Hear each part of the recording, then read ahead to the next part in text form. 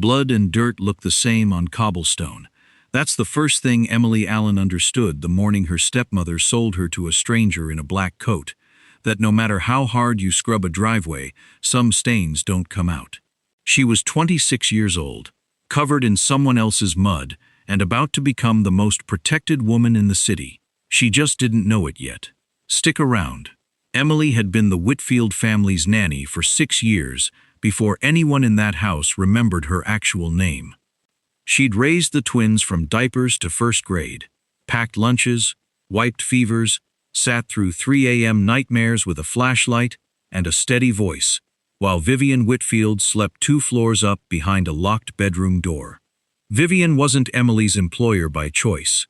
She was Emily's stepmother by a marriage that had ended the moment Emily's father's heart gave out, 4 years ago, leaving Emily with no inheritance, no leverage, and a woman who had never once looked at her as family. Vivian looked at Emily the way she looked at the household staff: useful, disposable, beneath acknowledgement unless something needed fixing. "Careful with the good china, Emily," Vivian would say in the same breath she used for the housekeeper, the same clipped, distracted tone. Never a thank you, never a name spoken with warmth, just instructions, delivered like Emily was furniture that occasionally required maintenance. Emily had learned to disappear inside her own life. She woke at 5, made breakfast for children who weren't hers, drove them to school in a car that wasn't hers, and returned every night to a converted pool house that Vivian generously called her room: 4 walls, a cot, and a space heater that worked half the time. She told herself it was temporary. She told herself that every year the debt Vivian owed her in unpaid wages grew larger and the exit door grew smaller, because where would she go with nothing, and who would hire a woman with no address of her own? She didn't know Vivian owed money to worse people than her. It started as whispers through the kitchen staff, a name spoken low, the way people speak about weather systems and diseases. Ricardo Soto, not a businessman exactly, though his name was attached to half the shipping contracts moving through the port.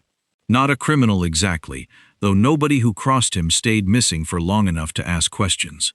He simply was, the way certain forces of nature simply are: present, inevitable, and best avoided. Vivian had borrowed from him 18 months ago. Emily didn't know the number until the morning it mattered. The morning 3 black SUVs rolled up the Whitfield driveway before the sun had fully cleared the hedges, and Vivian came flying down the marble staircase in her robe, screaming Emily's name like it was the only word she remembered. "Get down here now." Emily came down still in her work clothes, an oversized cardigan pulled over a thin blouse, hair pulled back from a morning already spent chasing the twins through breakfast. She didn't understand what was happening until Vivian grabbed her by the wrist and dragged her out the front doors into the cold morning light, out onto the stone steps where the driveway curved down toward the gate. 2 men in black stood beside an open car door. A third held a briefcase, and standing beside them, one hand braced against the SUV's frame, was a man who looked like he'd stepped directly out of the Whispers.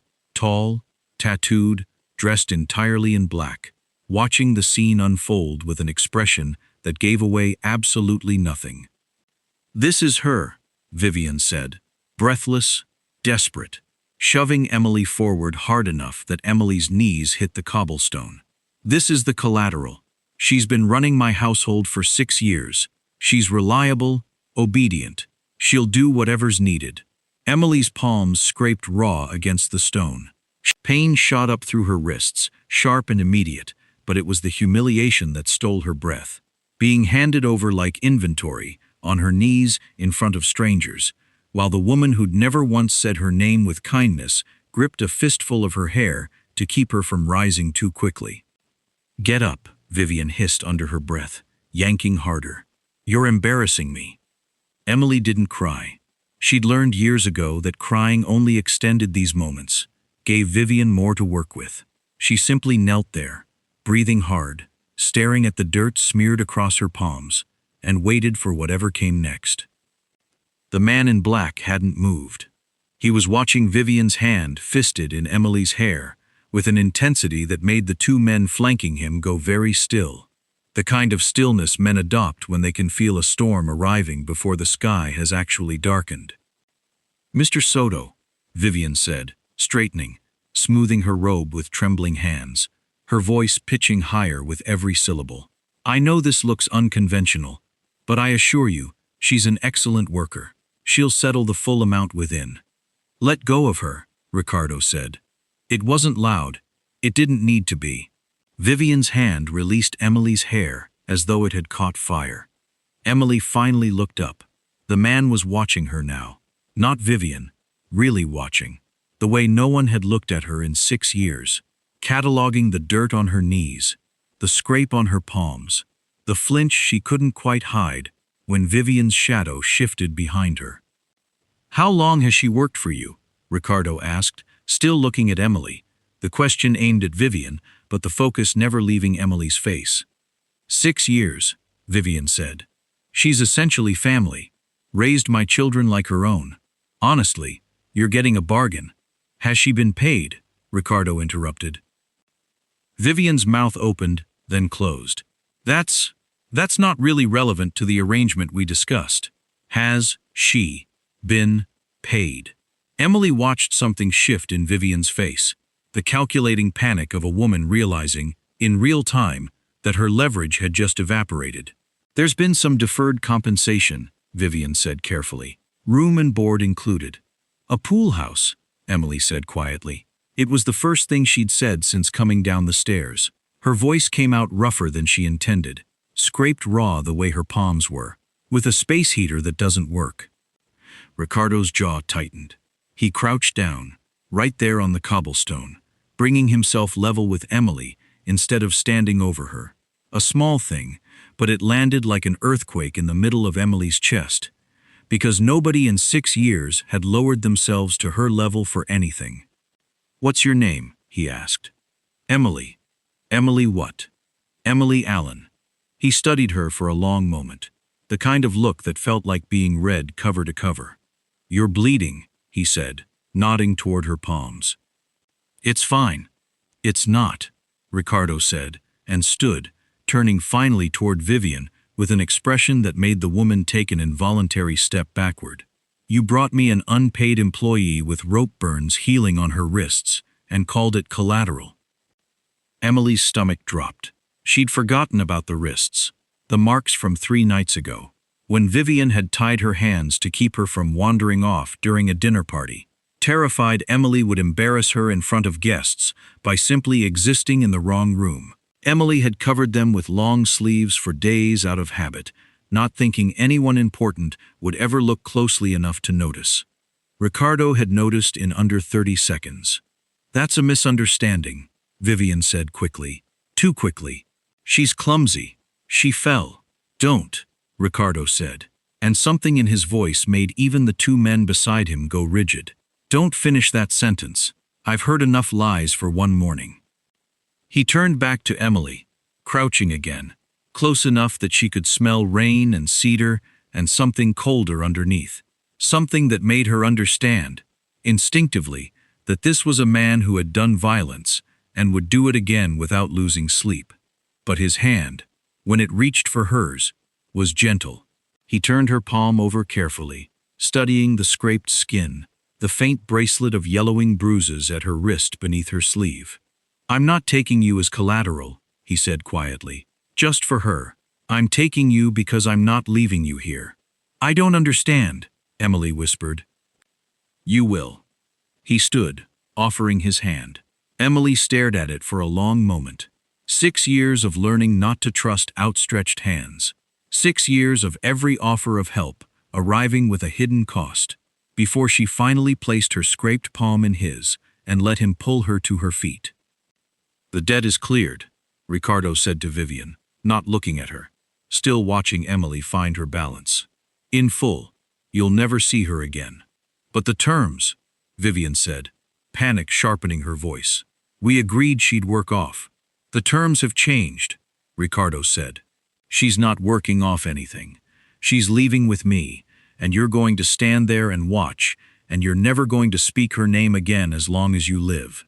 Because if I ever hear that you have, the 18 months you owed me is going to look like the easiest debt you've ever had to settle." Vivian's face went white. She said nothing. Ricardo guided Emily toward the open car door, his hand hovering at her lower back without quite touching. A strange and careful distance that felt less like ownership and more like protection. The man with the briefcase closed it without a word and climbed into the front seat. No money changed hands. Emily understood, dimly, dazedly, that whatever debt had brought these cars to the Whitfield driveway that morning had simply ceased to exist the moment Ricardo Soto saw her on her knees. She slid into the back seat. The leather was cool against her scraped palms. Ricardo got in beside her, and the door shut with a heavy final click that sealed out the sound of Vivian's voice rising in the driveway behind them. Neither of them spoke as the car pulled away. Emily watched the Whitfield estate shrink in the side mirror, 6 years condensed into a single receding image, and felt something she hadn't felt in longer than she could remember. Not relief exactly. Something closer to weightlessness, the strange vertigo of a burden lifting so suddenly the body doesn't know how to stand without it. "You're shaking," Ricardo said, not looking at her, his eyes on the road. "I don't know what just happened," Emily admitted. "You got taken out of a house that was hurting you," he said simply. "That's all that happened." "Why?" Emily asked. The question had been building in her chest since the moment he crouched down to her level on the cobblestone. "You don't know me. You came for money. Why does it matter to you what happens to the nanny?" Ricardo was quiet for a long moment, his jaw working, the muscle there flexing, like he was deciding how much truth to give her. "Because I watched a woman drag another human being across stone by her hair and call it business," he said finally. "And because you didn't scream. You didn't beg. You just knelt there and took it like you'd already decided screaming wouldn't help." His eyes flicked to hers, dark and unreadable. "I know what that looks like, Emily. I grew up watching my mother do the exact same thing. I'm not in the business of watching it happen twice." Emily said nothing. There was nothing to say to that. Nothing that wouldn't feel too small for the weight of it. The car wound through the city, past the estates and gates of the world Emily had spent 6 years serving without belonging to, into a different district entirely. Quieter, older money, the kind of wealth that didn't need to announce itself with modern architecture. They passed through a gate that opened without anyone speaking, up a long drive lined with cypress trees, and stopped in front of a stone house that looked like it had been standing for 200 years and intended to stand for 200 more. "This is yours," Ricardo said, nodding toward the house, "for as long as you need it to be." "I don't have anywhere else to go," Emily said quietly. "You know that. You could have said the words, 'Stay here,' and it would have meant the same thing whether I wanted it or not." Something flickered across his face, the first crack Emily had seen in his composure since the driveway. "You're right," he admitted. "I could have. But I'm telling you it's yours, because I want you to understand. There's a difference between being taken somewhere and choosing to stay. You get to choose, every day, starting now." Emily looked at him for a long moment, searching his face for the lie she was certain had to be there. She didn't find one. Inside, the house was warm in a way the Whitfield estate never had been. Not just temperature, but atmosphere, low lighting, and soft furniture, and the absence of anything that felt like it might be broken by a wrong step. A woman in her 50s met them in the entryway, introduced simply as Rosa, who took one look at Emily's scraped palms and the marks on her wrist and disappeared without a word, returning minutes later with a first aid kit and a look on her face that Emily hadn't seen directed at her in years. Actual concern, uncomplicated by transaction. "She'll take care of you," Ricardo said, already turning toward a hallway that branched off from the entry. "I have calls to make. There's a room upstairs, 3rd door on the left. It's yours." "Wait," Emily said, and he stopped, turning back. "What am I supposed to do here? What do you actually want from me?" Ricardo's expression softened into something Emily couldn't quite name. "Nothing," he said. "For the first time in 6 years, Emily. Nobody wants anything from you. Rest. That's the only job you have right now." He left her standing in the entryway, with Rosa cleaning the scrapes on her palms, and Emily realized, with a strange and disorienting ache, that she didn't know what to do with a room that had no requirements attached to it. The weeks that followed unfolded like a held breath slowly releasing. Emily learned the shape of the house, the library with its floor-to-ceiling windows, the kitchen where Rosa taught her to cook dishes that had nothing to do with children's lunches, the terrace that looked out over gardens gone slightly wild with autumn. She learned Ricardo's rhythms too, though he was rarely home before dark. Black coffee at dawn, a tablet he scrolled through at breakfast with the same distracted intensity she recognized from years of reading other people's moods for survival, and evenings, where he sat across from her at dinner and asked her questions no one had asked in years. What she liked, what she'd wanted before 6 years of raising other people's children had quietly buried the question. She learned, too, that the whispers about him carried true. Men came to the house sometimes, tense-faced, speaking in low voices behind closed doors. Once she heard raised voices and the unmistakable sound of a hand striking a table hard enough to rattle glass. Ricardo never brought that version of himself to dinner. He left it behind the study door, the way other men left their coats at an entrance, and came to the table each night with his sleeves rolled and his attention fully hers. "You don't have to protect me from what you do," Emily told him one evening, 3 weeks in, when the silence between courses had stretched long enough to feel like an invitation. Ricardo set down his fork. "I know what I am, Emily. I don't need protecting from the truth of it. But you've spent 6 years absorbing other people's ugliness because you had no choice. In this house, you have a choice. I'd rather you choose peace at this table, if it's mine to give you." And if I want the truth instead? Something shifted behind his eyes. Respect, she thought, or something close to it. Then ask, and I'll give it to you. Straight, no softening. But you should know what you're asking for before you ask it. Emily considered that for a long moment, turning her water glass slowly on the tablecloth. "Not tonight," she admitted finally. "Tonight, I think I just want the peace." He almost smiled. It was the first time she'd seen it. The illusion of safety cracked on a Thursday, 3 weeks and 4 days after the driveway. Emily was in the library, curled into the window seat with a book she wasn't really reading, when the front door slammed hard enough to rattle the windows. She was on her feet before she'd finished processing the sound, some old instinct from years of reading danger in a house's noise level flaring back to life instantly. Voices in the entryway. Rosa's, sharp with alarm. A man's voice, unfamiliar, low and clipped with urgency. Emily crept to the library door and eased it open a crack. 2 of Ricardo's men stood in the entryway, one of them bleeding from a gash above his eyebrow, both of them talking over each other in fast, tense fragments. Emily caught pieces. The docks. They knew the shipment schedule. Someone talked. Before Rosa spotted her hovering in the doorway and hurried over, placing a firm hand on Emily's shoulder to steer her back. "Go upstairs, honey," Rosa said, voice tight with a fear Emily hadn't heard from her before. "Lock your door." "What's happening?" "Someone hit one of his shipments," Rosa said, already guiding her toward the stairs. "There's a leak somewhere. Ricardo's people think it's someone close to the house. They're saying—" She hesitated, glancing back toward the men in the entryway.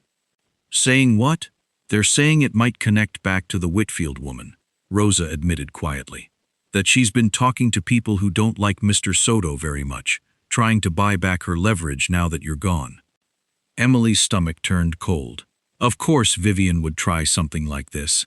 Desperate, cornered, unable to accept that the one piece of leverage she'd had, the one person she'd controlled for 6 years, was simply gone. Ricardo arrived 20 minutes later, and Emily had never seen him like this. Jaw tight, a streak of something dark across his knuckles that she didn't let herself examine too closely. Eyes scanning the house the second he crossed the threshold, until they landed on her at the top of the stairs. "You're safe," he said, more to himself than to her, some of the tension bleeding visibly out of his shoulders. "What's going on?" Emily asked, coming down to meet him. Rosa said something about Vivian. Ricardo's expression darkened. She's been talking to people I don't trust, trying to sell information about my operation in exchange for getting you back under her control. She's telling anyone who'll listen that I stole her employee, that she has legal claim to your labor contract. That's insane, Emily said. There was no contract. There was never any pay. I know, Ricardo said. But desperate people don't need the truth to be dangerous, Emily. They just need someone willing to believe them for long enough to cause damage. And the people she's been talking to are exactly the kind who'd use you to hurt me if they thought it would work. Emily felt the floor tilt slightly beneath her. You mean I'm a target now, because of me being here? You were never safe there, Ricardo said, stepping closer, his voice dropping into something fierce and low. You're not safer out there either, not with her running her mouth to the wrong people.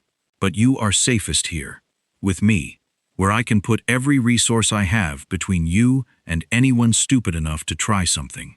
His hand came up, hovering near her cheek before settling, careful and warm, against her jaw. I'm not letting anyone take you back to kneel on that driveway again. Not Vivian. Not anyone. Then what do? We end it, Ricardo said simply. Properly. So there's no ambiguity left for her to exploit. Emily searched his face. What does properly mean? He held her gaze, something resolute settling into his expression. It means the whole city needs to understand, without a shadow of doubt, that you belong to no one but yourself, and that anyone who threatens you is threatening me directly. There's only one way to make that unmistakable. Emily's breath caught. Ricardo, I'm not asking you to decide tonight, he said quickly, gently, before she could spiral further into the question forming behind his eyes. I'm telling you what I intend to offer you, when you're ready to hear it properly. Tonight, I just need you safe. Everything else can wait until you're not shaking. Emily realized, distantly, that she'd been shaking the entire conversation and that his hand at her jaw had steadied more than her nerves. It had steadied something in her chest that had been braced for 6 years, waiting for the next blow to land. Okay, she whispered. Vivian Whitfield made her final mistake 2 days later.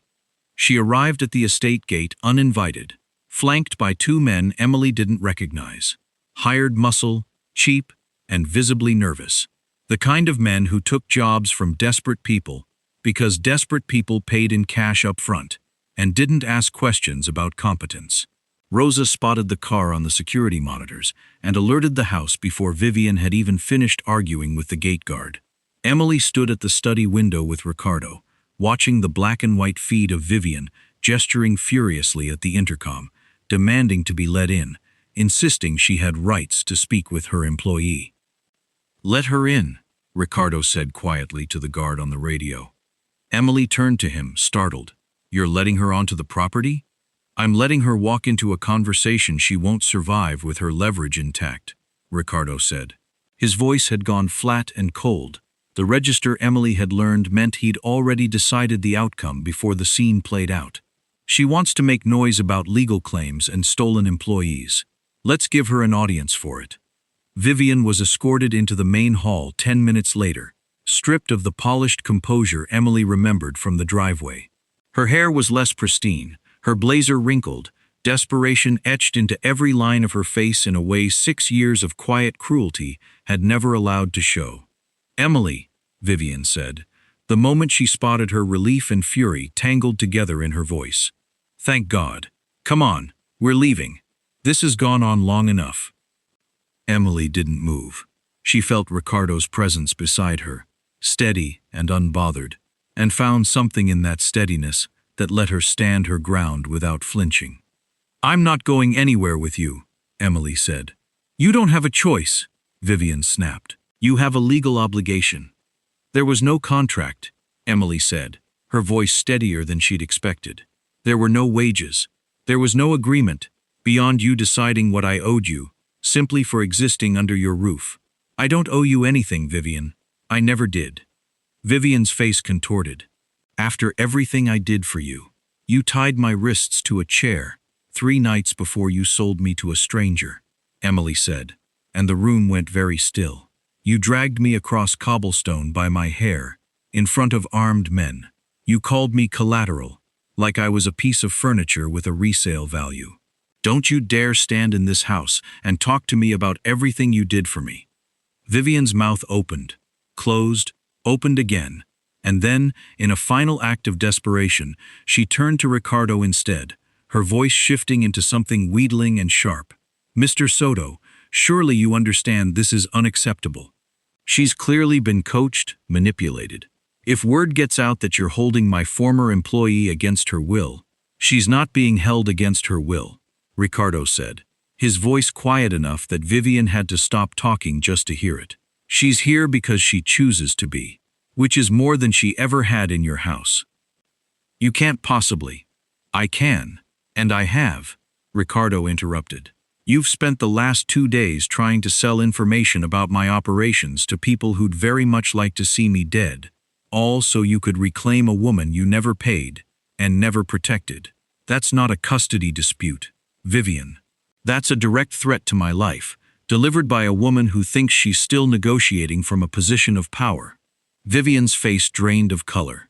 You have exactly one option remaining that doesn't end badly for you, Ricardo continued, stepping forward, his voice never rising, which somehow made it more frightening than shouting would have.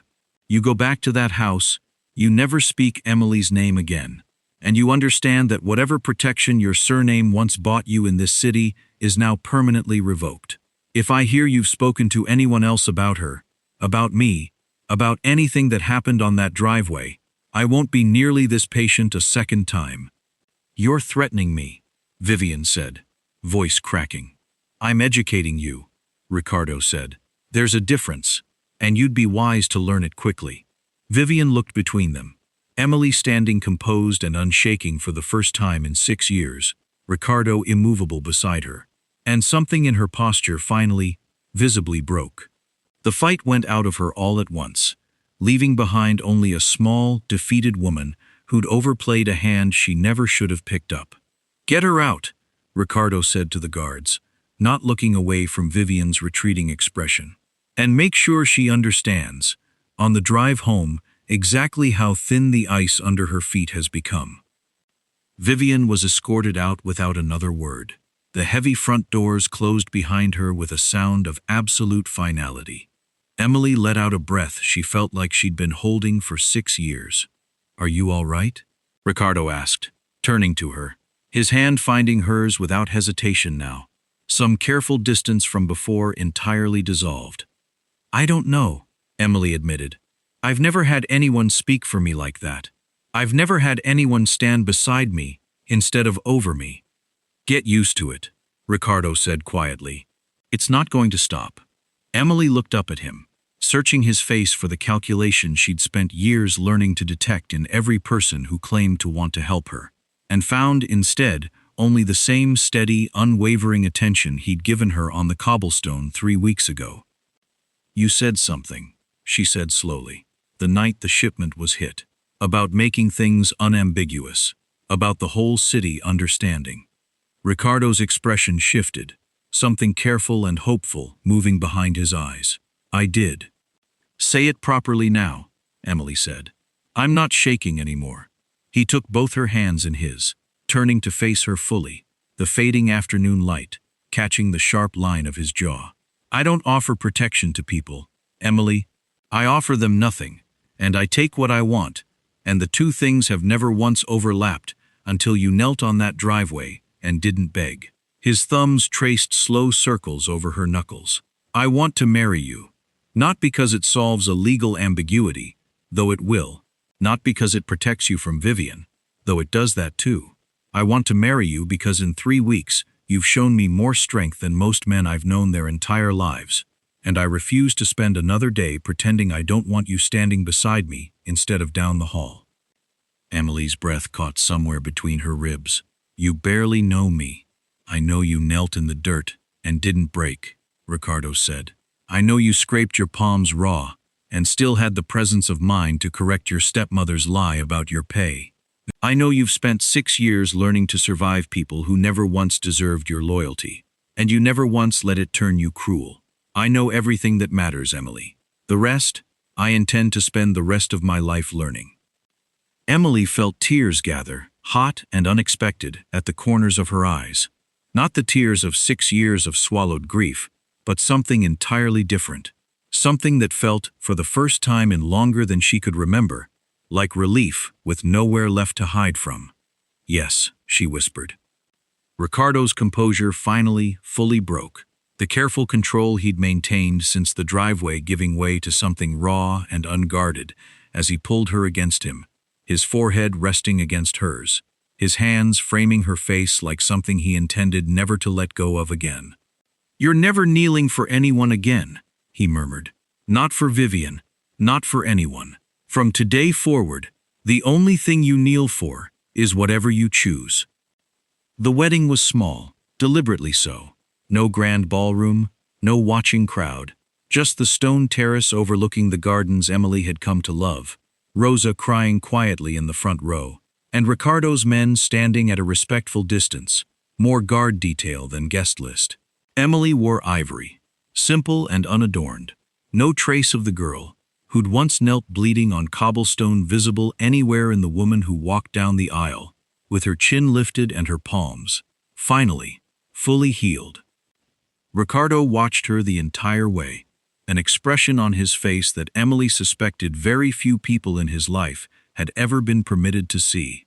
Something undefended, something that looked, for a man carved entirely out of quiet menace, remarkably close to wonder. "I told you," he murmured, when she reached him, when his hand found hers for the last time as anything less than his wife, "that you get to choose, every day, starting that first morning." "I choose you," Emily said, "every day, starting now." He kissed her there on the terrace, autumn light falling gold through the cypress trees, and Emily understood, finally and completely, that the woman who'd knelt bleeding in a driveway 3 months ago no longer existed anywhere except in the strength she'd carried forward. Because somewhere between the cobblestone and this terrace, the girl nobody remembered to name had become the one thing in Ricardo Soto's entire empire he would burn the world to protect. She had been sold as a nanny to settle a debt that was never hers to carry. She left that driveway as nothing. She stood on this terrace as the most feared Mafia boss's beloved wife, and the distance between those two women was measured not in money, but in the moment one man chose to kneel down to her level instead of standing over her. If you loved watching Emily rise from collateral to queen, hit that like button, subscribe for more Mafia romance every single week, and tell me in the comments, did Vivian get off too easy, or is her reckoning still coming? Turn on those notification bells so you never miss the next story. See you in the next.